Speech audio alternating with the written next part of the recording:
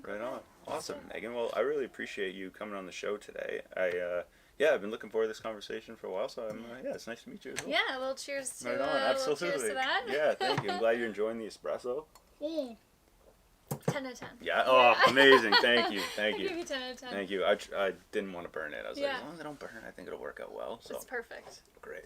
So that being said, take us through we can peel back layers and different things as we go, but take us through kind of your journey from like high school and life after high school to kind of where we are now, and then we can go back through full circle and kind of pick things out. Yeah, perfect. I feel like I'm going to miss a bunch of things along the way because there's so many, but I actually graduated high school really early. I was 16 when I graduated high school.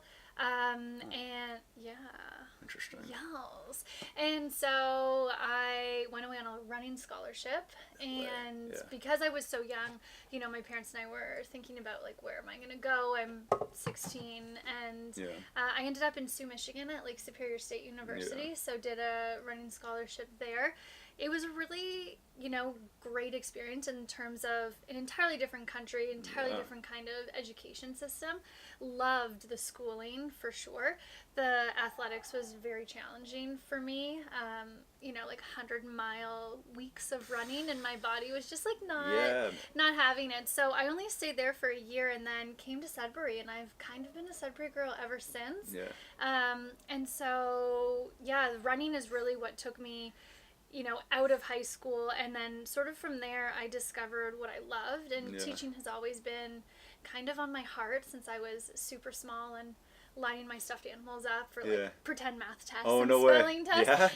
And so I came to Sudbury and did a Bachelor of Arts, a Bachelor of Education, and really enjoyed my time here.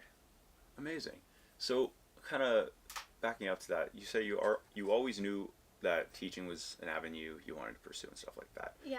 When you were in the course, how'd you find it, like the layout and everything and what you were learning? Did you find a lot of it relevant, or did you find some things you'd have to like seek out to learn a bit? I feel like I was really lucky that I had amazing professors who really weren't just about curriculum and really about relationships and having rapport with students and how do you create community in your classroom, and I think that that's really informed my own teaching practice and is something that I really believe in now. So I had really great professors, and I absolutely adore, love, am so grateful for the lessons that they taught me, not only like in the classroom, but then also watching them just model how to be really great, impactful educators.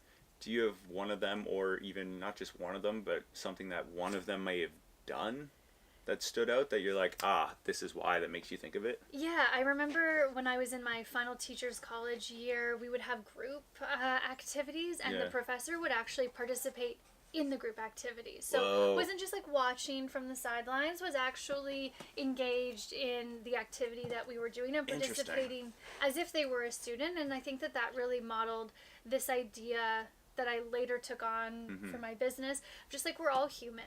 Even though we're in these different roles of, teacher, student, whatever the sort of power dynamic is, that at the end of the day, we're all kind of the same.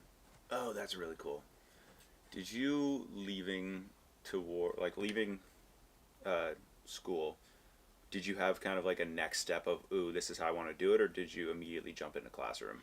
No, I was trained in junior and intermediate, so I could teach from like grade 4 to grade 12. Sick. I applied to the school board and I didn't get in, and so there's this moment of like getting the envelope in the mail and being so excited, like this is the moment I've been waiting for my whole life. I'm a teacher, and then at the same moment that I realized the letter was a little too thin for like a welcome package, I opened it up and it was like, we regret to inform you did not make it. So teaching jobs were really, really tough around that time. That's what I was going to ask. Yeah, it was like one of those years, 2009, where everyone was surplus or there just weren't available jobs and stuff. And so I was kind of like, what do I do now? Like, I had no idea. I knew that I was coaching at Cambrian College for the cross-country running team.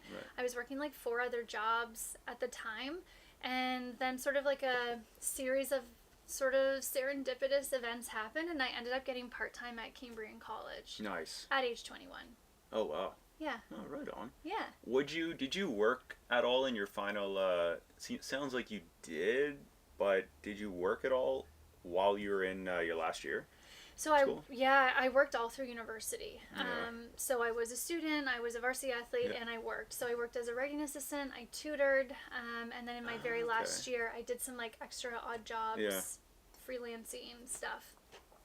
Okay. Yeah. I asked because I know, it's funny, my girlfriend's in the identical like program, like she's like last semester's like this one. Amazing. Yeah, so I'm like, who did? I've asked a few people who've sat in your seat about this, who've done like the teachers program there, and I'm like, what'd you do for the last year for work? You know? Yeah. Oh, that's a good idea. Yeah. Interesting. Yeah, I think especially if she's staying in Sudbury or whatever, like networking is huge in Sudbury, and so if she can get in with certain people or let people know. I volunteered a lot in my last year, so I had a placement in a grade 5 classroom that I was obsessed with. Yeah. And then the placement ended and I just kept volunteering the whole year. Oh, nice. Yeah, I mean, it didn't help me get a job, but, but it helped me get a little bit of confidence in the classroom. Yeah. Which is, amazing. Huge. Oh, that's cool. Yeah. So, you said once you got hired on at Cambridge, and that was for... Like you're already coaching, but was that for kind of like a... It was like English part-time communications. teaching, And it was sessional, so I was teaching, or actually at first it was partial, so I was teaching 12 hours a week, and then it was only supposed to be for 3 weeks. Like somebody was sick, and they said, "Can you come in and take over?" I said, "Okay," and then it was like till Thanksgiving, and then it was till Christmas, and then it was, "Can you come back?" And the whole way through I just kept saying to everyone, like, I want to be full-time, I want to be full-time. And so I kind of grinded for the next year and a half, said yes to everything, did as much as I could to really show that teaching is what I love, and got on a year and a half later, full-time. Nice.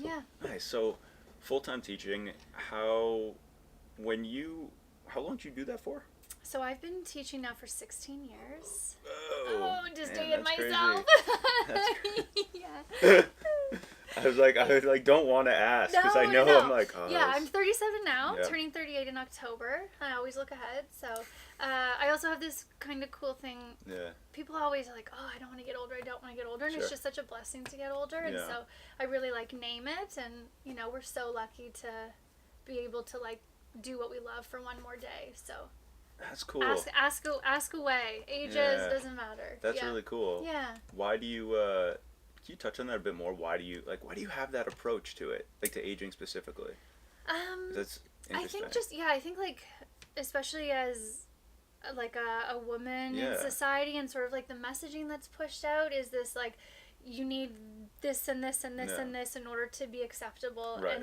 And I think that what we really need to remember is like why we're here. Yeah. And maybe a little bit more internal focus versus this like obsession over external focus, because at the end of the day, when I'm 90 and looking back, I don't think the best thing about me is going to be the way that I like looked in the mirror, or I'm going to look back and say like, I'm really glad that my skin was so clear in my 30s, or I'm really glad that I like bought all of those products that they said would make me younger. Anti-aging stuff. Yeah. Like I want to feel good. Right. And we can take care of our bodies on the outside, but I think the primary focus should be like, how do we feel about ourselves?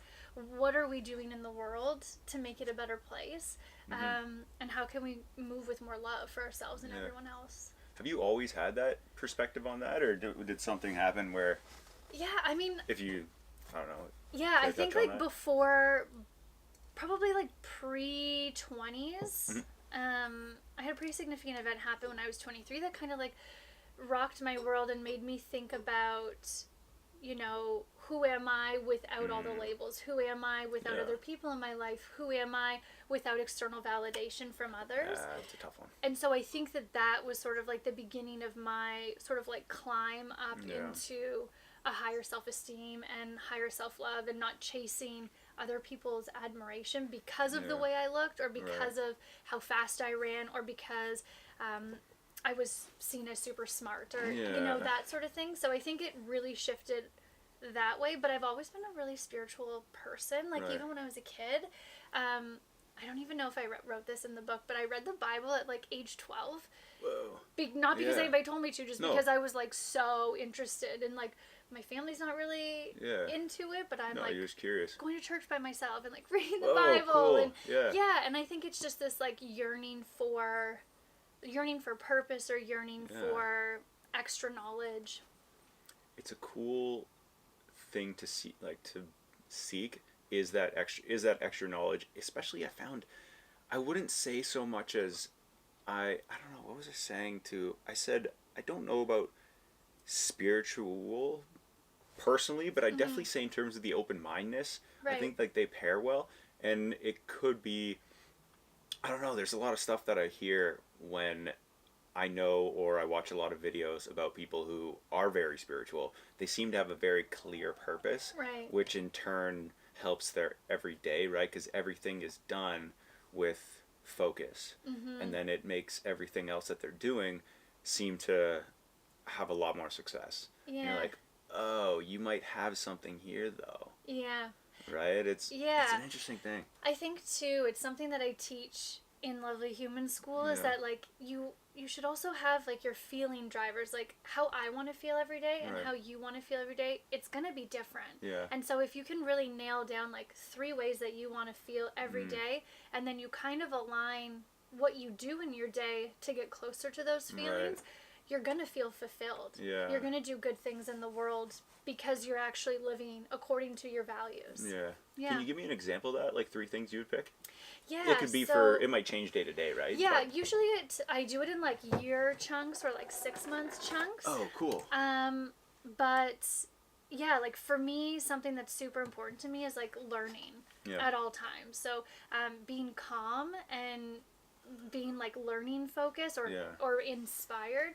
And so with that being said, it means that I'm going to listen to a podcast every day. I'm going to listen to an audiobook. I'm going to make sure that I'm enrolled in a course every 4 months or 3 months or something like that. Yeah. So you break it down based off like, okay, I want to feel these 3 things, and then let's break that down. How could we do that? Yeah. And it checks off It also helps you make better decisions. So like, example, everyday choices. I'm at the grocery store and I'm like looking at the Doritos, and then I'm looking at the like healthier veggie chips, whatever, right? But it's like, how do I want to feel? I want to feel balanced, or I want to feel calm. I know that the Doritos have shit in it that I don't actually want for my body. And so it's like, okay, in that decision, if I'm moving closer to how I want to feel, then this is where I go. And not to say like that I pick the Doritos sometimes. Yeah, you know? But, for sure. But 80, it just 20. helps you. 80-20, Yeah, it just helps you to, at the end of the day, like when you put your head on the pillow, say like, okay, I lived the way I wanted to live today. And it doesn't have to be these big moments of like, I started a business and I, every day.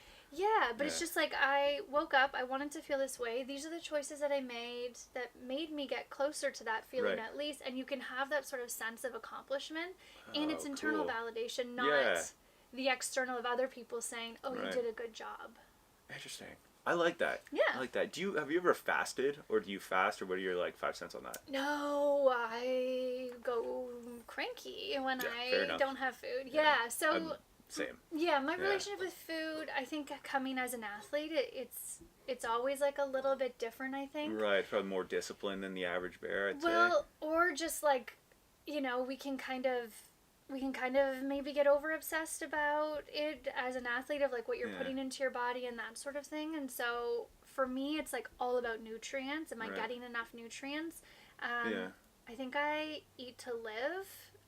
Not like somebody who wants to cook all the time, Of course. And it's like chicken, rice, veggies, chicken, rice, veggies.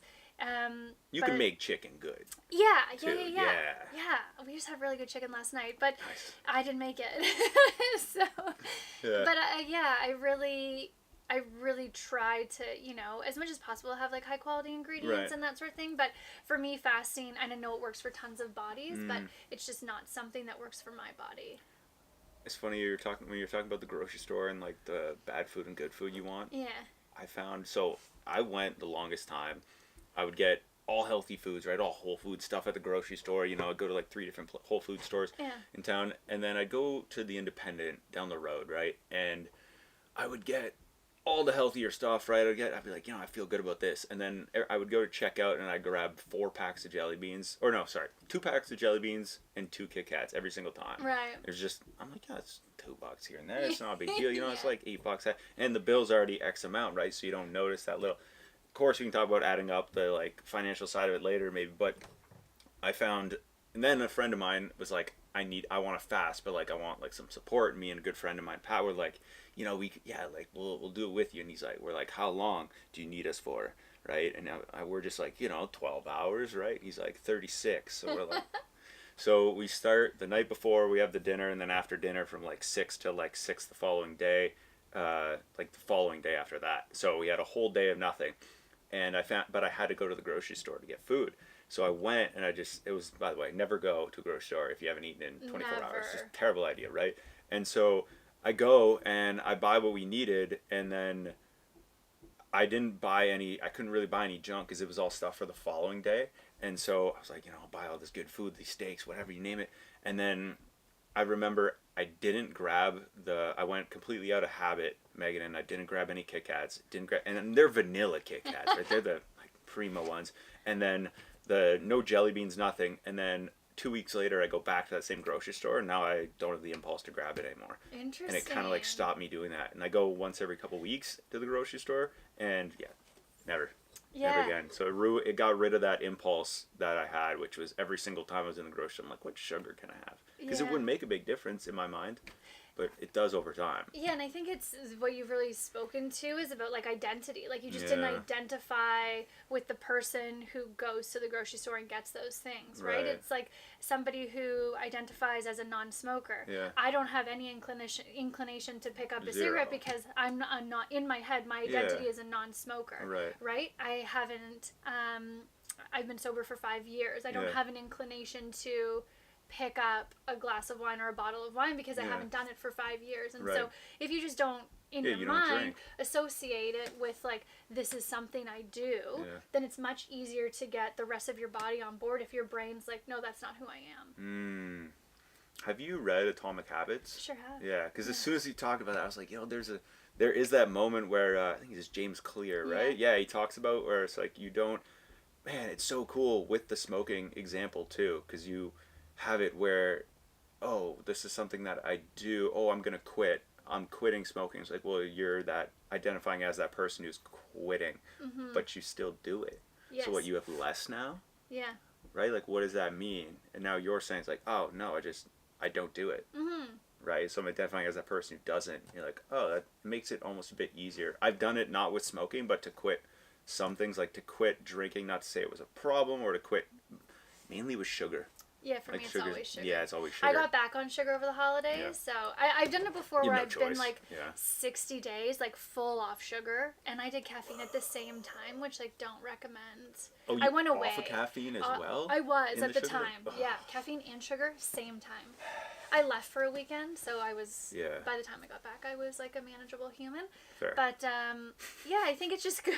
It's good to, challenge yourself and also just to recognize, for me, when I'm on sugar, my brain isn't clear. It's kind of the same reason why I went off alcohol was because I was trying to build something really big. I have a full-time job, I have a business, and my brain needed to be like firing on all cylinders at all times, and it just wasn't aligned with that vision or that identity of like, I'm a full-time professor and I'm a business owner. There wasn't room for a slow brain. Right. Yeah. What did that look like when you went from the initial idea of, like I'm like full-time professor to now I'm like, I want to take on this business. I have this idea. I want to see it through. Talk to me about that initial stage. So I've always been a little bit of an entrepreneur. Like even when I was small, I'd like cut my grandma's toenails for money, Like I just find any reason to make money. And bless her soul.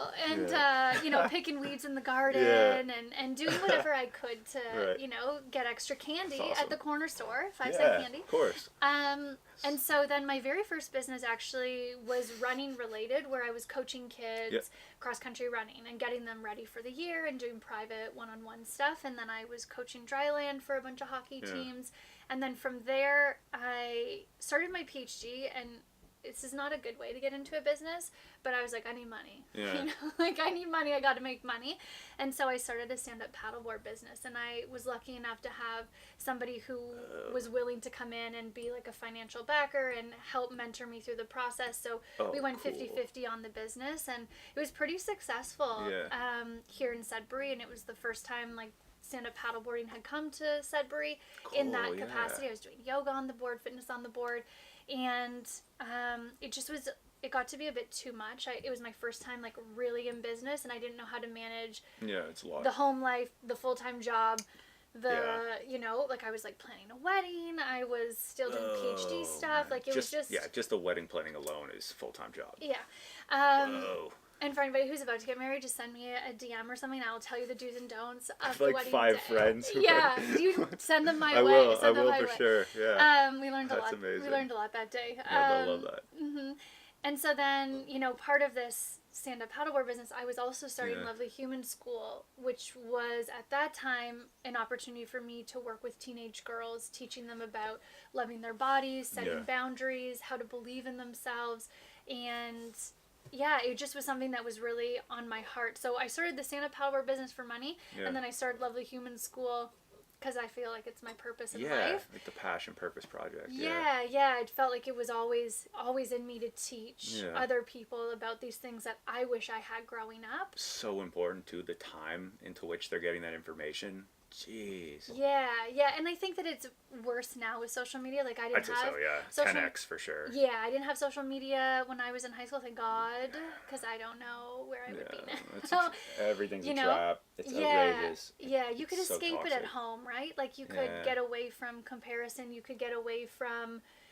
For me, it was like you go to school and you see the cool girls and they're all wearing the clothes, and you're like, oh, I wish I was wearing the clothes. But you go home and you forget about it because you're doing sports, you're with your family, or, you know, you're helping out. Whatever it is, you got to break from it at home. Right.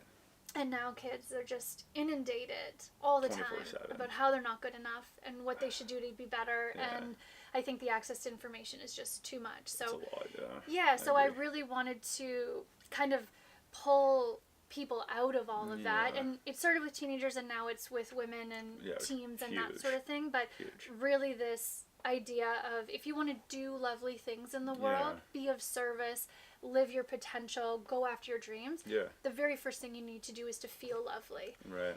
So it's all about like reconnecting with yourself and how do you do it and what does that look like, and then from there you can build into rewiring your mindset and seeing lovely in the world, because if you don't feel lovely, you're not going to see lovely, and then you're not going to do lovely.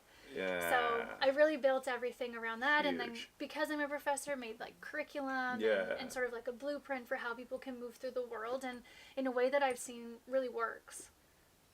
I don't know who said it, and you might know, but I can't remember for the life of me. But comparison is amazing quote. Comparison is the thief of joy. Yeah, I don't know who said it either. I should know it. And I'm like, I should know it. I should know it too. I read a lot of books. I should know it. But it's every time I hear comparison is a thief of joy, I'm like, do you like? I couldn't resonate more with it. Just every time, I'll sometimes use it as motivation in a weird sense of like if I'm just bored at my it's like 9 o'clock on a Friday before I go do anything and after I've done dinner, so I'm like I'll just scroll and I'll see like specifically me. It's like guys working out, and I'm like, oh shit, okay. And then I'm lucky enough that I have this space, right, that we're in. So like, okay, I'll come in, I'll train, and I'm like, okay, I feel good, and I can use that as a bit of motivation. Yeah. Unfortunately, every other moment of the day isn't like that. That's maybe like 2% of the time, right? But that 98 is, oh man, it's brutal, and it's one of those things that I've found. The more I listen to podcasts, the more I listen to spiritual stuff and even religious stuff. I found a lot of religious practices, and I'm not going to say which ones because I'd botch which ones. Yeah. Right? Don't offend anybody on this, but a lot of them have like these detoxes that they do, right, where they just remove themselves from social media or stuff like that, right, just to reconnect, not so much like people around them, but themselves, right? And I'm wondering, do you do anything like, do you remove yourself from social media at all? Do you like, what do you do to like detox from that? Like to kind of not get wrapped up in it at least. Yeah, I think that it's a really good balance of like when I talk about reconnecting, it's really just mindfulness. And so like what could that look like? Maybe it's yoga, maybe it's meditation, maybe it's writing. So for me, I would say like more so writing is where I go to, or meditating. And it's going to be different for everybody. Right, I was gonna say.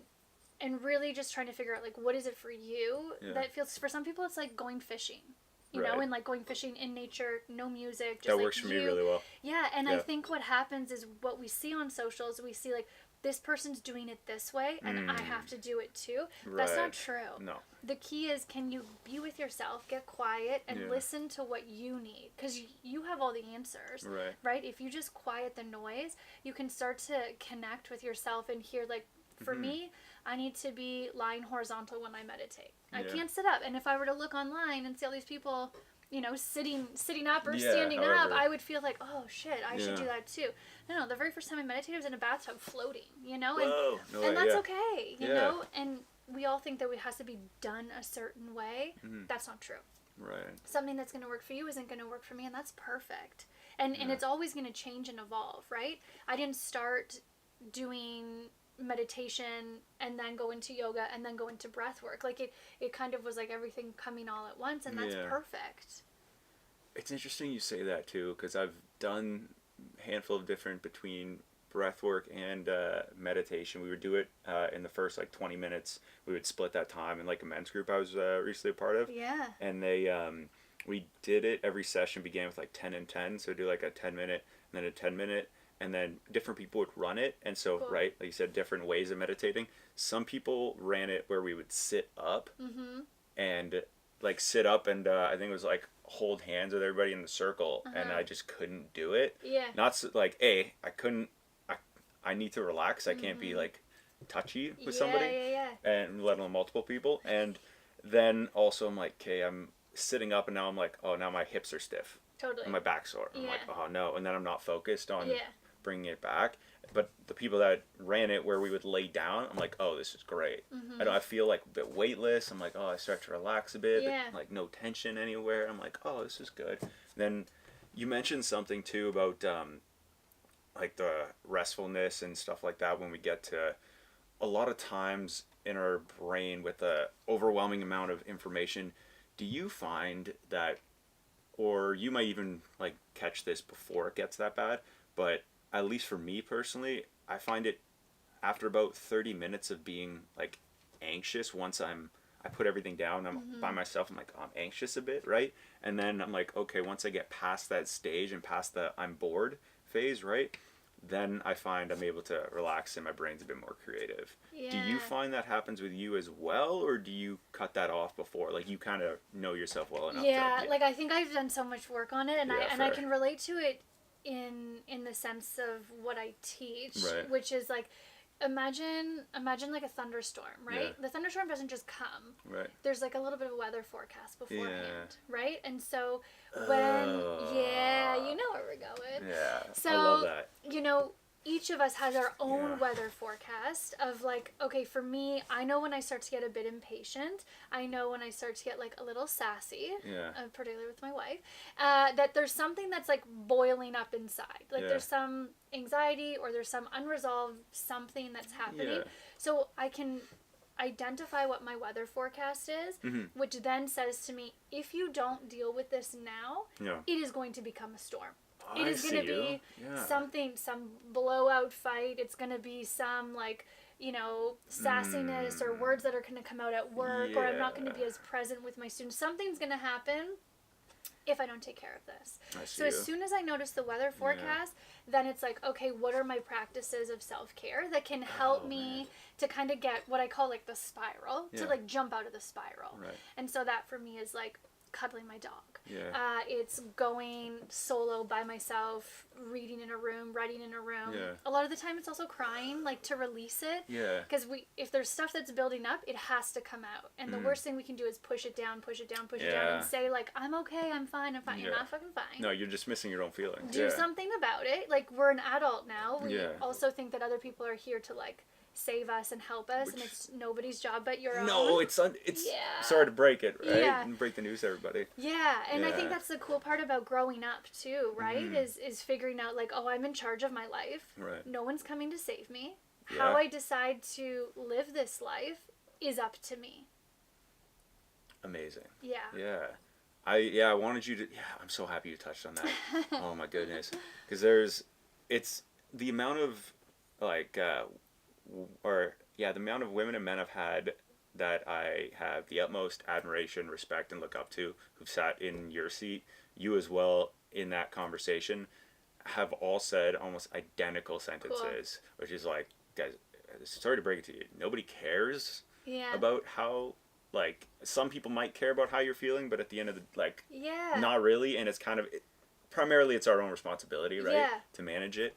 So I really appreciate you touching on that. Yeah, and I think my stance is, like, it also comes from self-love. True. Like, you do it from a place of love. Like, everything boils down to, we want to be loved, or we want to love other people, or we want to love something in this world. And so I think the more we can love, like, the better our life and everybody else's life is going to be. But again, sometimes what happens is that we really focus externally when we should direct that towards ourselves. What's the most loving way for me to move through this world? And that could be hard things. It could be like, you know, stopping relationships. It could be moving cities. It could be a different job. It could be like really hard things. So it's not always like mushy-gushy self-care, self-love. It's also like standing up and being like, I'm going to decide to live life for me in the best way possible. I think you touched on it too with the examples used with the relationships, and then like not even so hometown sometimes, right? Yeah. But yeah, all the toxicity of things following you that you might not know, and then you can't just go get a manicure, go lift some weights, and all of a sudden you're cured forever, right? It does start with how you feel. But I kind of want to bridge that into this. This question I had, like the first time I thought about talking to you, like this question immediately hit my brain. How did you? So you're very in athletics. You're very athletic, strong, and I want to kind of touch on this a little bit if you can. What is the correlation, in your opinion, between fitness and physical health, and how does that correlate with your mental health? Like, what does that pairing look like to you? How does one complement or supplement the other? Yeah, I think that mental training and physical fitness just go really hand in hand. And you can talk to any athlete who's ever been injured, who has done mental training and imagined themselves, you know, working out or doing their sport while being injured, and your brain doesn't know the difference between actually going and doing the thing or imagining yourself doing the thing. Yeah, there's a really cool thing, like a research that was done on a skier who was injured, and they put like electrodes all over their body. Well, not over their body, their brain, and had them imagine the mogul's course. And every time their muscles would have fired when their knees bent going over the moguls, there was firing in the brain. So the brain, like, to move the muscles, even though the muscles weren't moving. So your brain doesn't know, and I think that a big part is that, like, you can become the master of your brain. You can be the master of your mind, and that takes just as much effort as physically moving your body. I've also come to like a very different stance on physical fitness as I've aged. And you know, I was a runner for a really long time, and I don't run anymore. I have this like dream of being 90 and vital, and like, you know, being able to move my body and being self-sustaining. And so now whenever I think about movement, is this getting me closer to being able to move in a healthy way at 90? And so for me, running isn't it. I was really competitive, and I tried to go back to it a bunch. My body didn't love it. And my mind didn't love it, because I was so hard on myself for not being as good as I was. When I was 17, 18, 19, like, it's not going to happen. And I think that sometimes the preoccupation with external, if you're moving your body to look a certain way, it's very different than moving your body to be a certain way. I see you. And I think that as I've aged, I've realized I want my body to function, and I want it to be on my side, and I want to move it with love instead of moving it from a place of fear of like, I don't want the extra pounds, or I don't want to be, you know what I mean? Like, for me, it's very much about how can I move my body in a way that shows love, knowing that my body is just this like vessel for what's the best part of me, which is what's inside. Yeah. So that took a really long time for me to get to, and that's sort of where the mental, I think, health or the mental toughness comes in of being like, what's so important to me? What's my big dream? I want to be 90. I want to be moving my body. So am I torturing myself in the gym every day? Yeah. No, I'm not. Yeah. So you're thinking more big picture longevity versus like, what does the scale say in next week? Exactly. Or like, how do I feel like in terms of performance? Yeah, and like, am I mobile? Yeah. Is my fascia healthy? Are my tissues nice and plump and I'm not waking up sore every day? Which is huge. Yeah. Huge. And again, as I age, I just realized that, I want to feel really healthy. Yeah. And sometimes people look very healthy, but they're not healthy. Oh, know? And, yeah, for sure. And so that to me is really important. And I teach fitness at the college. And so I try to impart this on my students of like, you can bench press 300 pounds, but like, you can't really like touch your hands behind your head. Like that's not good for like long-term health. Right. It takes a lot of impact on your joints and stuff like that, especially over time. It's and then the question is, I always say, is for what? Because maybe it is. Maybe you have goals and you want to go in competitions, or you want to, be on a tactical team and you need to do this. For what? Just have a really good reason. And for me, moving out of that fitness world, it was just more so it didn't align anymore. So now I'm a Pilates girl and a yoga girl and a Peloton girl, and I just started tennis, and it's like moving my body in a really fun way. Yeah. And I think that we have more self-acceptance when we're doing that, and when it's coming from a place of love and joy and fun and even community. There is to your point, in terms of competing and stuff like that, right? Because that's always what the there is going to be a takeaway, and there is going to be a trade-off. Yeah. Right? Because there's a famous videos now of, so like Ronnie Coleman, huge, super famous, super competitive, super successful bodybuilder. Dude has like crutches under his arms walking. Can't like barely walk up stage. Yeah. Guy's not 60. I know. That's insane. I know. Right? It's horrible. Yeah. And it's like he's probably got a bunch more years left too. But like physically in terms of capability. Yeah. But that's the price it took to be right, to put his body, like muscle, joints, everything under that. Yeah. And the second thing I think of too every time you're mentioning it is in terms of mobile. My dad kept coming to me about a year ago with like, he's like, oh man, I'm just having trouble sleeping. I'm like, well, what's going on? He's like, I keep waking up and like my back's stiff, right? And like he does like marathon paddling, so I'm like, he's like sitting down, right, crunched up for hours, and then training for it is crunched up for hours, and then working, he's driving often, and then he's hunched over, so it's pinched back, pinched hips, everything, right, tight hamstring, glutes, and so just always bent. And just like not sleeping good, it's not going to help with recovery, which won't help with performance, right? Just the whole thing, right? This. And the thing with that is, I remember talking to a good friend of mine who's a physio, and he's like, hey man, like these are some exercises and rehab sort of stuff, right? Injury prevention stuff. That he's like, hey, if he does these once a day for like 10 minutes, even in between commercial breaks before going to bed, and he started doing them for about a week, and after like the first day of doing it, you're like 15 minutes, like just sets of like 5 minutes, just holding different like stretches and doing some movements back and forth that kind of reverse the movement that he was stuck in all day. He's like, text me the next day at like 7. He's like, dude, just woke up for the first time with no back pain in like 2 months. And I was like, dude, come on. He's like mid-60s, I think. Yeah. You should probably know his age, right? But anyways, late mid-60s, and I'm like, dude, that's incredible. He's like, yeah, now he's every single night, every single morning, does that before work and before going to bed. And he's like, yeah, I haven't had pain, and just not just the back pain, but hasn't had knee pain, hasn't had like upper back, shoulder pain, because right, you're crunched in, and then you open up your back, and then all of a sudden I'm standing a bit straighter, I'm walking a bit better, certain muscles are engaged that they weren't before, so you're helping yourself. Just overall, I think it's a really good way of looking at it. I think in your longevity. I think in your 20s, you don't think about those things. Oh, God, right? I think you think. You recover quick. I thought I was invincible all the time. I still kind of think I.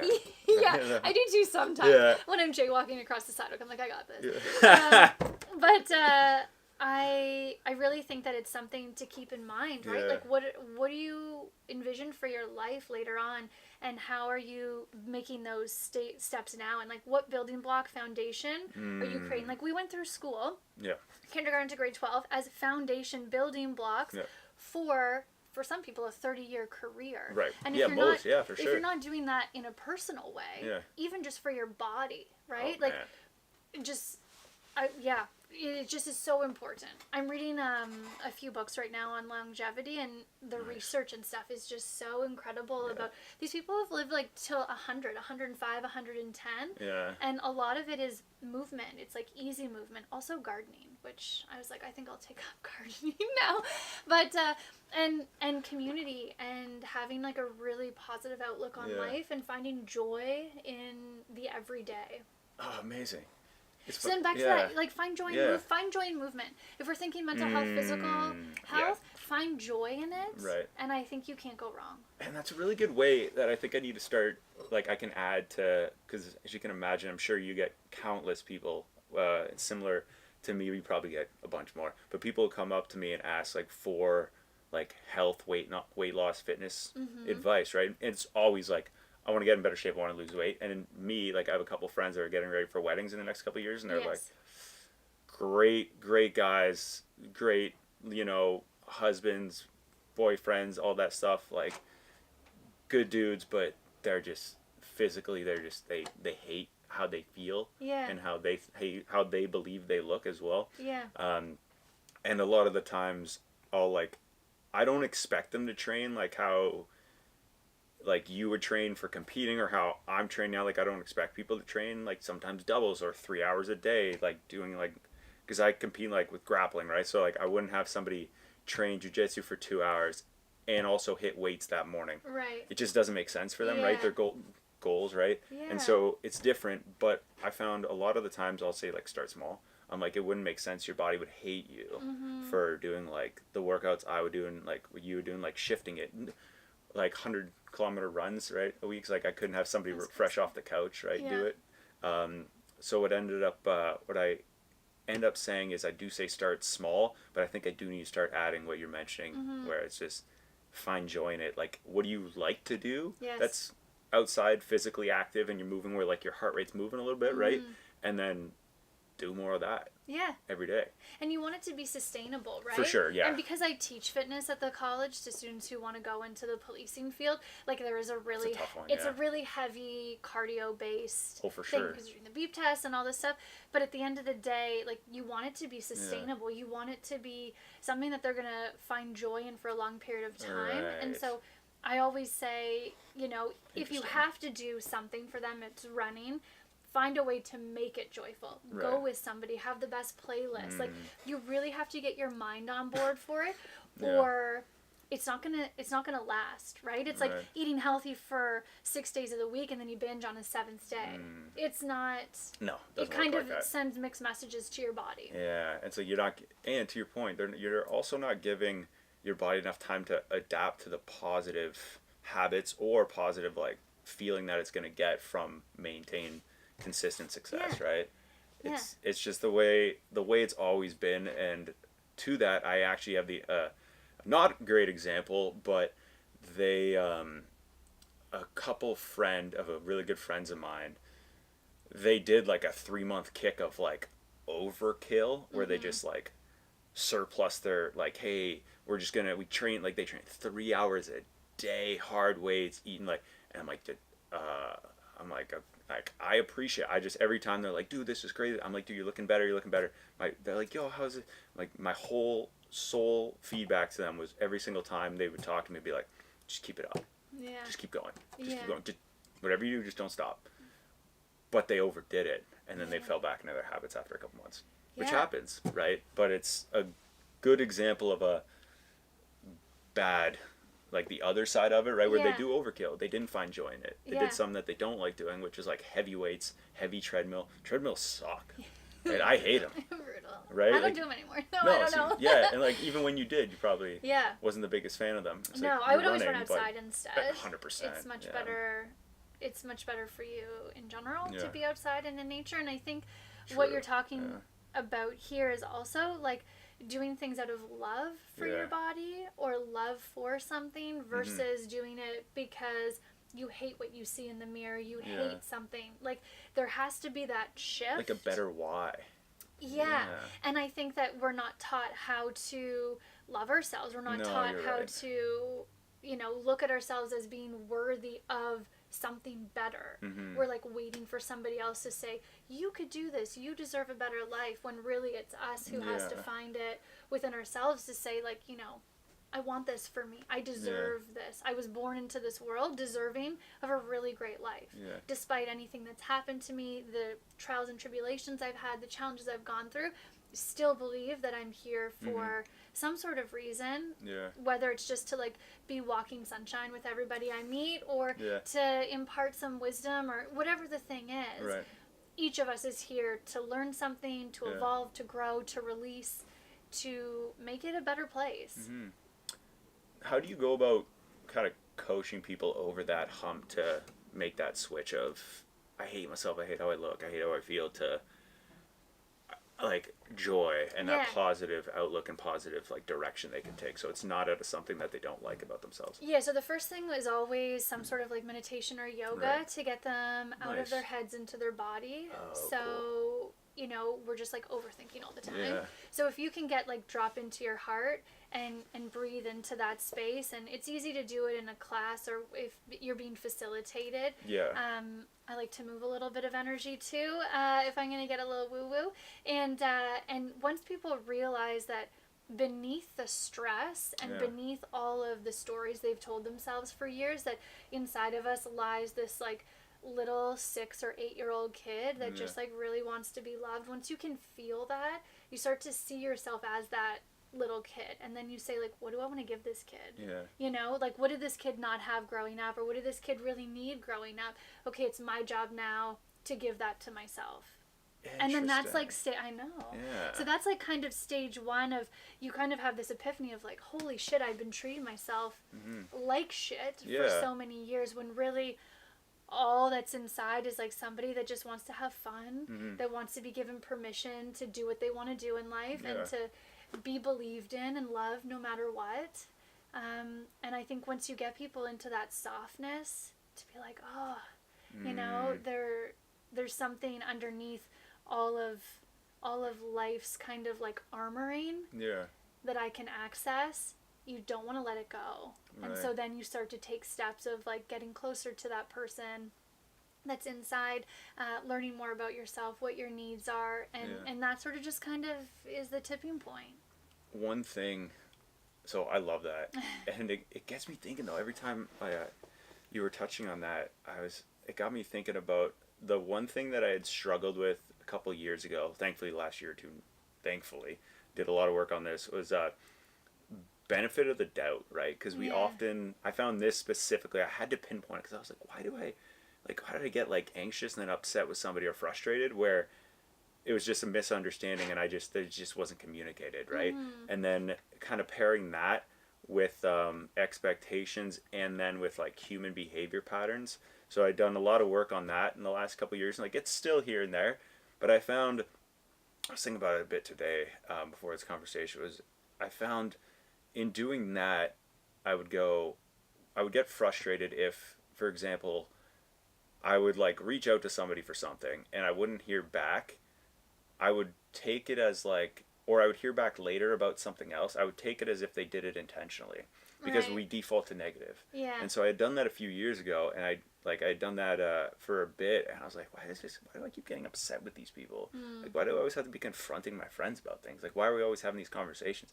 It's like, what's going on? I was like, okay, well, it's part of the frustration. Like, sometimes it's justified. Other times it's like, no, that's most of the time. I'll be honest, most of the time. It's like, oh no, that's me with that misunderstanding. Problem. Yeah, exactly. And more often than not, I was like, why? It's like, oh, because I expected this person to be a certain way because I want to make that shift. So I found myself like, just because I had changed a bunch of habits, and then I'd see people that maybe had not, and then I'm like, oh, I'd expect them to change.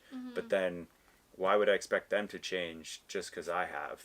And then kind of making that realization, I was able to take the benefit of the doubt and go, you know, they probably didn't respond to this, or they probably meant it this way. Or it's like, they probably didn't do it with the intent of malicious, like any malicious intent towards me. I was like, and now it's been a lot more relaxed. And then every time that I think back, it's funny, I think back about the times that I would recently be like,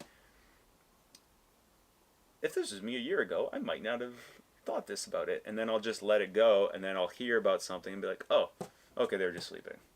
Right. That's not a big deal. Right. Instead of being like, yo, what the heck's going on? Why would you get back? Like, I'm trying to schedule this, and you don't, do you not respect my time? But I respect my time. And then just make it out to be something. So it's having to shift that negative mindset that starts with that. So and because I think I've been doing more, not so much every day, but like, I'd say every couple of weeks, like I'll find a time to meditate. Mm-hmm. Sometimes the like lay down passive meditation works for me. And then a lot of the times it's some form of, more often than not though, in the winter, it's like a lay down meditation. Cozy. Yeah, right? Yeah. Less like that when it's like 25 degrees and I can be like on the water somehow. Right. Whatever that looks like. Yeah. So, but yeah, definitely. What you're talking about is shifting that negative. Really related to a book I just read, Mel Robbins' Let Them Theory. And it's about like you literally go through the world being like, let them. Like somebody cuts you off, just let them. We attach and we tie so much meaning to things when really what my therapist says is like, can you make it neutral? Can the fact that your partner left their boots at the front door and you asked them for 5 weeks in a row to move them? That's a big one, yeah. It's like neutral. Yeah. You want them moved, you just move them. And then you could like let the emotions come down and then maybe have a conversation about it later, but we make up so much drama in our life. Yeah, for nothing. And it's a distraction away from like your soul work. It's a distraction away from you looking at yourself. But anytime you're triggered by something, my thing is always like, go inside. Like, how is this triggering you and where is it coming from? Was it because you weren't heard when you were younger? Yeah. You want to be heard by people. You want to be seen by people. And so then it's like your job to then do that work inside so that you're not moving through the world like your brain thinking like threat. And it's just like a much more peaceful, joyful way to live. And then you can like zoom out too and be like, oh, this is happening again. Mm-hmm. And then just like in a loving, forgiving, kind way to yourself, move through it and use all your good self-care practices. Yeah. And go back to kind of what we were touching on earlier too about catching it before it gets right. Something where it's like, I don't want to be sassy to my girlfriend. Like, you don't want to have to be like this. Yeah, it's all those things. You're like, and it ends up becoming something. And all you're doing, too, is hurting people that you care about. Yeah. Right? Because, like, I just maybe didn't catch it sooner. Right. Right, so. A good script that I used when I was first figuring this stuff out is, like, because you have to tell somebody, right? Oh, for like, sure. If you have a reaction, the best thing to say is, like, the story I'm telling myself is that you don't give a shit about me because you left your boots at the door. Yeah. Like the story I'm telling myself, is this story... It's negative, yeah. Is this story correct? And then the partner says, no, of course not. I do care about you. Think of all the ways that I've like shown you how much I care about you. And you're like, okay, so this story, so the boots at the front door is really just like the tip of the iceberg for not feeling heard or seen or cared about when I was 13, 10, 4, whatever, right? Yeah. And that also creates better connection between you and the person because you're communicating what's kind of underneath the sass or what's underneath the ruffling. In my family call it prickly. Yeah. Like when you're like a little prickly, like a little cactus. That's a good way to put it. Yeah. And it's also like not, you're like, are you in a mood? Like I hate when people say that. But it's like I am now. Yeah. You're like, you just feel a little prickly to me. It's like, let's like smooth this out. Like let's be aloe vera, cactusy. Like let's move from the cactus to the aloe vera. How can we make this happen? Yeah. And you just say the story I'm telling myself is whatever. And then they say, no, that's not true. And then you say, okay, cool. I'm going to go work on it now. Amazing. Yeah. It's something that I've noticed I've been a lot more relaxed also because I found I went in stages. So I'm the third of 4 boys. Okay. So like, right, every time you say not being heard, I was like, I don't think that's it. Yeah. But probably. Mm-hmm. But anyways, look, at least in the beginning stages of it for sure was like probably that. And then I found moving past it, once I got past the benefit of the doubt part in the last year or so, would be almost, I would almost, you'd almost find, I almost find myself conforming to what I thought other people wanted me to be for them. Yeah. Which is like, it feels okay sometimes, but then ultimately it's exhausting.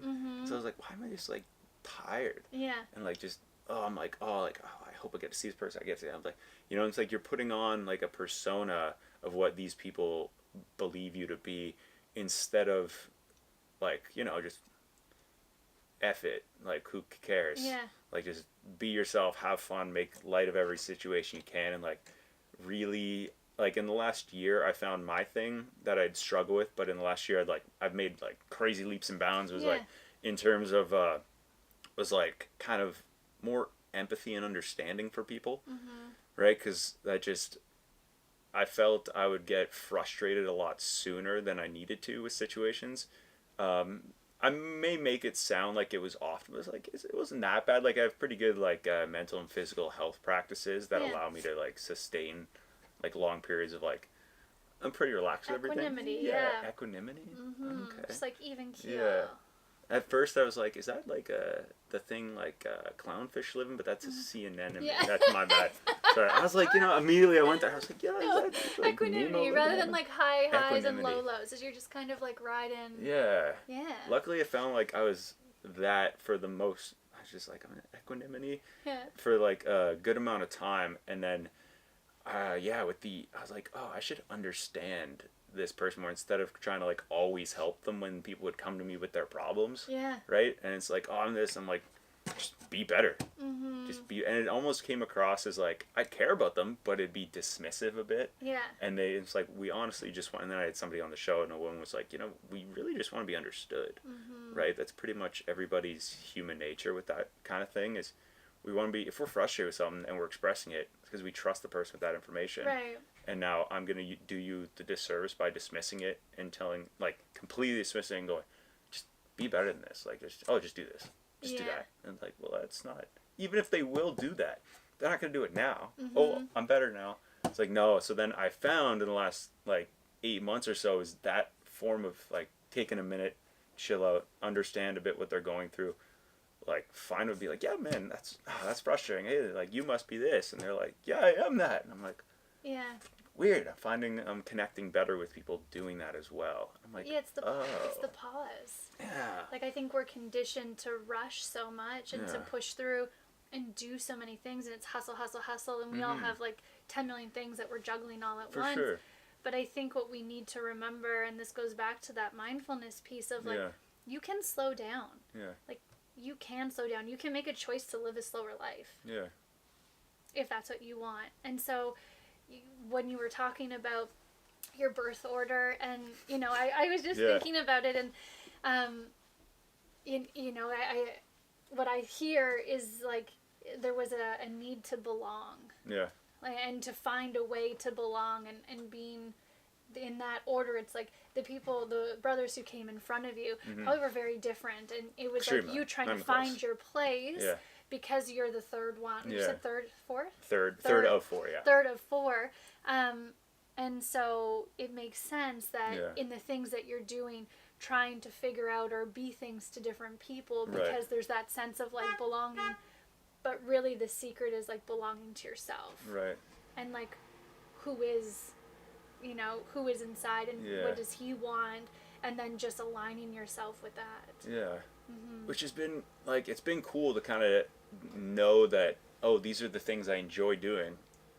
Who cares what other people's expectations, or what I perceive other people's expectations, because that's the big one, right? The perception. Yeah, it's crazy, because that's like, that's the biggest thing, right? It's whatever I perceive people's expectations of me to be. It's like, they don't actually care, which is great. Yeah, and who gives a shit? Yeah, because exactly. You can't control. The only thing you can 100%. Control is yourself and your response to things. 100%. And even if you do things 110%, someone's still gonna be pissed off about it. Yeah. I get faculty evaluations all the time from students, and they're like, Meghan is too happy, and I'm like, what does this even mean? What? Yeah. Like, that's a criticism. So even if I'm like the best that I can possibly be, someone's still gonna be pissed off about it. So I may as well just be who I want to be. Hell yeah. Yeah. Yeah. No, it makes sense. It's a weird one, because with that, man, that's a good example. But when I'm thinking about that, it reminds me when I finished it was a 2 year service trip or a few years ago, it was a 2 week service trip. Big difference, I think. And yeah, 2 weeks, and we in Ecuador, like in the Amazon, like Cool. 8 hours south of the capital of Quito. And we were just doing this terrible conditions, like 40 degrees and rain. Just gross. And then afterwards, our trip leader, Rox, shout out to her, amazing woman, love her to death. She told me when we embraced leaving the airport, and this is like the first time I haven't seen her in person since, and the last thing I remember her saying to me in person was like, she gave me a hug, and was like, as I kind of like let go of the hug, she like kept going. It was like whispered, she was like kind of whispered in my ear as like letting go, and like she was like, Glenn, don't you can't control what happens to you, but you can control how you react, or you can't control what other people do or say, but you can control how you react to it. Something along those lines, right? Like neighboring what I'm saying. And I was like, huh, okay. And so every couple months it like circles back into my head, and I'm like, oh, can't really control what they do or what literally nobody else. Yeah. Like you have control over what nobody else thinks you, nothing. And it's like, it's kind of the best part, right? It's catch-22. It's like the best part, but also terrifying. Yeah, but it's freeing. So, it is freeing. You know, because then you get to live your life. Yeah. And like, imagine if we didn't have social media, all the things that you would probably do without fear of being judged for them. Or the things that you would put out into the world, the things that you would say to your friends, or the things, if you weren't worried about people judging you for it. Yeah. And I mean that on the good side, not in the like for bad sure. side of Yes. like, the dark side of the world at the moment. But the things of like what's really in your heart, what you really believe in, and how you really want to be big in life. Right. And I think so many of us stay small because we're worried what other people are going to think. If we start to get big. Or who are we going to lose along the way if we get big? Yeah. But the thing is, your soul is like calling for you to be big. Yeah. And think about how many people are waiting for you on the other side, waiting for you to be big. Like when you make the hump or the jump of, I'm going to stay small and I'm just going to like maybe do this thing and not like fully invest in it, or just like kind of do it half-assed because I'm not sure if it's going to work out. If you just dive into it and you say, I'm going to go all in because I just believe in myself, or I care about it, or I feel this calling, on the other side of that is like more abundance than you could ever imagine, more freedom, more love, more everything. It's funny you mentioned that. Recently, so in the last couple of months or a couple of years, to be honest, I have friends who I'm grateful enough and fortunate enough to have a bunch of friends that do a bunch of really cool different stuff. None of them will post nothing about it. So I'm like, they're like, oh, I want to do this, or they'll see people online and they'll compare, right? And they're like, man, I can do this better, I do this more, I do more of this, I know more about that, whatever comparison crap they want to do. I'm like, yeah, you just post more of what you're doing. I'm like, dude, you do cool shit. Like, you're robbing people you don't know of what they might be able to get from knowing you, or the value that you might be able to provide somebody. Right. And I felt I had a conversation with a good friend of mine, Marco, on the show, and afterwards he was like, dude, I gotta like once a week post what, and I'm like, okay, cool, I'll do the same. And then thinking about it, I post a lot of like, I've recently started posting on Instagram specifically a bunch of like renovation or like the handyman fixes that I do, because that's like a lot of like the side work that I do. And I'm like, I've taken those videos, it's easy to film, easy to edit, easy to do everything. Why don't I, like, I was like, why am I just posting them to YouTube? Why don't I put them on Instagram? And I was like, what was it? Oh, I was worried about, Chris. And I'm like, I don't actually care that much. And then to your point, I was doing it, and I'll have like friends of mine reach out and be like, dude, this is incredible, whatever. And then I'll have like different friends of mine or different people that I have met once or twice reach out and go, hey man, I didn't know you did this. Oh, do you do this type of work? Because I have a job here that you might get. I'm like, oh, this is weird. And that's like just the tip of the iceberg, because it's like just in the beginning, like month and a half of doing it, I've gotten like only good feedback from the people I actually care about. And then the couple comments are from people that I'm like, I don't even know you. Yeah. Easy to dismiss.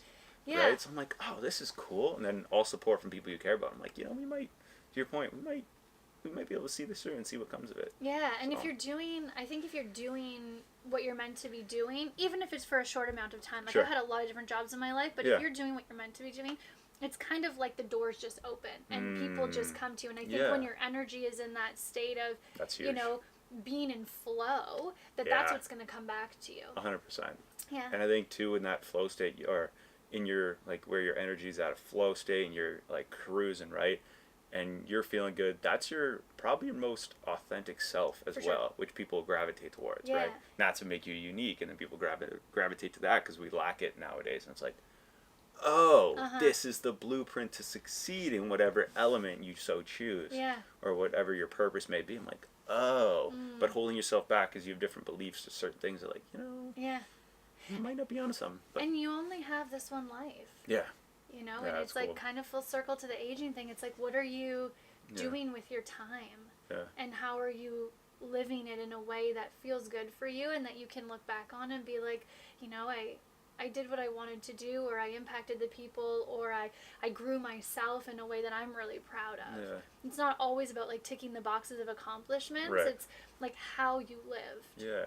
It's like, is it exciting? Is it joyful? Are you having a good time? Yeah.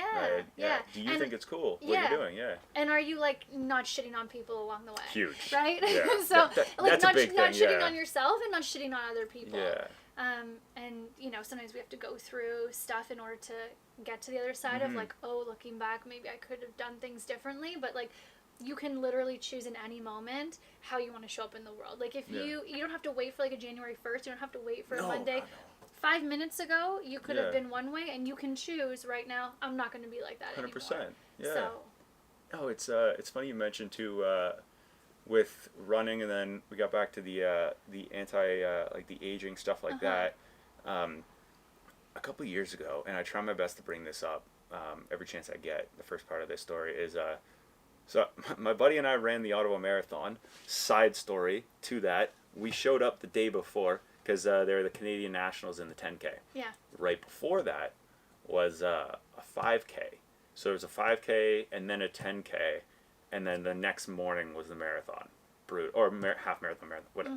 Both the longer distances, so to speak.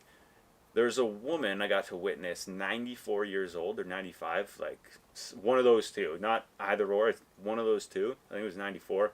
She ran and set a new world record for the 5K of that age group, and I was like, whoa. Oh no, it was it was 90 to 90 plus or something like that, or 95 and up, something like one of those, but world record. And we were watching, she's just trucking, and everybody's screaming. Yeah. Nobody knows. We're just like, this is crazy. My buddy and I are screaming. I'm like, what are we cheering? I'm like, this is insane. We're all just screaming and stuff. Like, this is amazing.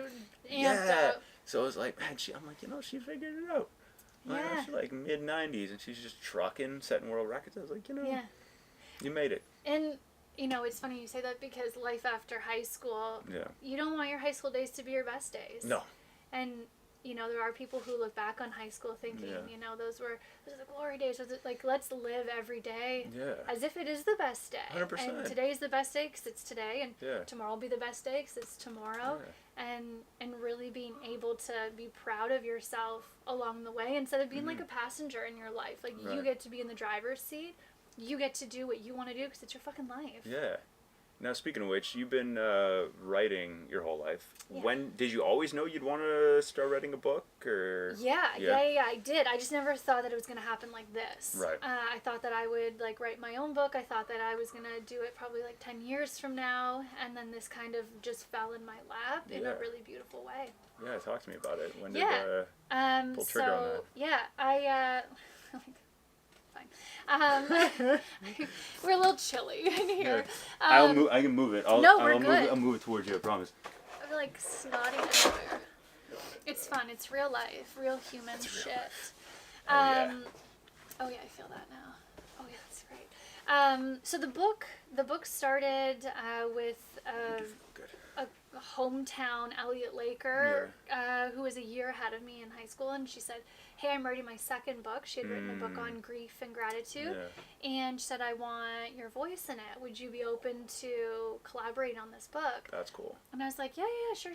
And I was kind of like, didn't realize the magnitude of it at the time. Right. So I put it off, and she was like, okay, like, my rough copy's done. Where's yours? I was like, I maybe have like a few sentences in a Google Doc. Like, I don't have a lot. And so I went away for like 3 days to start writing. I was like, holy fuck, this is hard. Yeah. Like, it was so much harder than I thought it would be. And it's because you're like, trying to sort of drudge up these moments in life that have been life lessons, but life lessons usually come with challenges, and so how do you compartmentalize them to be valuable but interesting? And kind of reliving them, and then wanting to really get some gems from it so that people could use it for their own healing journey. So we ended up coming into this like very beautiful place of creating 30 letters to help you heal, and each letter is a story and kind of like a way we got through something, and then a bunch of resources, which was I was so excited about because I'm a huge reader. Being able to offer people like shit to do when they're crying on the floor, not knowing what's next. Amazing. It's the hope is that this book is something that they can like have a tangible thing of like, what do I need to do right now because I can't fucking do anything. Right. So I was just really proud of it. That's cool. I ended up editing it with my mom's help, thank God. Amazing. But the editing also took a lot of time and was a lot of work. So it's just like this product of something I'm really proud of, and I hope that, you know, it's the start of something really great and impactful, like, to not just people in Northern Ontario, but even, like, worldwide. I think so. We want to sell 2,000 books. It's our goal for the year, which is a lofty goal, but we believe in it enough that, we think it's, I mean, people are saying it's great, so I'll take their feedback. It's great. I've ordered it. Cool. That's it. Awesome. I'm waiting because I like figured out I can't get it at Chapters. No. And I was beating my head on like a bookshelf. I was looking. I spent like 15 minutes in different sections. Then I was like, oh, there's the computer. And then I was like, I could have dropped it off. I know. I was thinking that too. That's okay. But it's a good book for you to have, not just for like one. You know, like you don't have to just read it cover to cover. There's a table of contents, and it says like, you know, navigating heartbreak or navigating toxic relationships or navigating how to forgive yourself. And so you can go and be like, oh, that's me. Yeah. Go to the chapter. Cool. And it's like, it could also be a reference for people as well. It's like, somebody just went through this. Yeah, exactly. Yeah. And I think we forget, maybe in the constructed reality of social media, that like people go through stuff and you're not alone. And, you know, life can sometimes beat you up and tear you down. And your job is just to keep going. Yeah. Yeah. So I was introduced by one of the Sudbury 5 basketball players who came on the podcast, who's like they call it a cinephile. So it's people who are like really, really into like movies, right? Him and his friend have a movie podcast, and I asked them, like, I'm a sucker for rom-coms here and there, but he introduced me to a term called com-rom, which is like a rom-com from the male's point of view. Cool. So I'm wondering, because I didn't realize that was a thing, so I'm wondering, are the chapters base for, like, is it more geared towards women going through those situations? I imagine, like, it's from the perspective. Yeah. But it's like, do you think it's like some of it, like, I'm sure some of it can be synonymous across the board. But. Yeah, I think that, you know, life story is life story. And obviously there are some things that are coming from, like, it's all coming from a woman's perspective. Yes. The things that I share in the book are things that I share in my classrooms as well, in terms of like the resources on the other side or the stories that are shared. Okay. And so I teach mostly male students, and it seems to resonate with them. Yeah, okay, yeah. So sure. I think that, you know, it is possible for everyone. We had toyed with the idea of having the title To the Girl Within, and I was like, no, like I think it's really just about the soul, because I think that everyone can relate to these, and even if you identify as a male, even if you know, you're coming at this from a different perspective, you have women in your life, and I think it's also really valuable to maybe see your mom in a different way, or your sister in a different way, or your partner in a different way. Interesting. Yeah. And to gift it to them after you read it. Yeah. Yeah, that's my vision too. I was like, oh, I just wonder. Yeah. That's cool. Yeah, and I think it's just more understanding. The more we know people's stories, the better we can understand them and see them. And I think the more love we can give them, because it's easy to love someone once you know them. For sure. And, and I'm hoping that the book offers that to people, like a perspective in that way. Yeah, I think so. Well, I'm excited, but I wonder, do you want to kind of, we touched on a lot of great stuff. Yeah. I'm wondering if you're able to kind of have a story, lesson, or something, message you kind of want to drive home, so we're going to wrap this up before we conclude. Oh my God, so many lessons I would try to drive home here. I think, you know, if I leave anybody with anything, I think it's probably these two things: that you matter. Yeah. Like, who you are in the world matters, what you do in the world matters, and when in doubt, give more love to yourself, to the people around you. And I think it's that simple. Yeah. Because I think from there, really great things can happen, and I think that love can transform your life. And if you want to do those lovely things in the world, you got to feel lovely first. You can't get it from others. You got to feel it. And then once you feel it, you can see it in the world. And you can go through the world in a way that is positive, in a way that, you know, you take a breath of fresh air in the morning, you're like in awe that you get to live another day. And then from that really connected, rewired space, you can revolutionize your life. Amazing. Yeah. I love it. Yeah, thanks. Right on. All right. So, Meghan, where can people find you, learn from you, work with you, and purchase the book? Ooh, purchase the book. So lovelyhumanschool.com has connections to everything. I'm obsessed with Instagram. I love messaging people, voice notes, little drops of sunshine. You have an incredible page. Thank you. I mean, I'm going 365 days this year. I'm posting every single day for a year. Let's go. To be of service, you know? So my Instagram handle is at It's Meg Bonhomme, so ITSMEGBONHOMME. I just spelled my name right. And lovelyhumanschool.com, and we can work together in a ton of different ways. I have an 8-week course coming out. I have Self-Care Club, which is my monthly membership. Amazing. The book can be found on the website, and I just look forward to, you know, whatever the universe sends my way, and I hope that people just remember that love always wins. Amazing. Yeah. Right on. I really appreciate you doing the show. Thank you very much for your time, Meghan.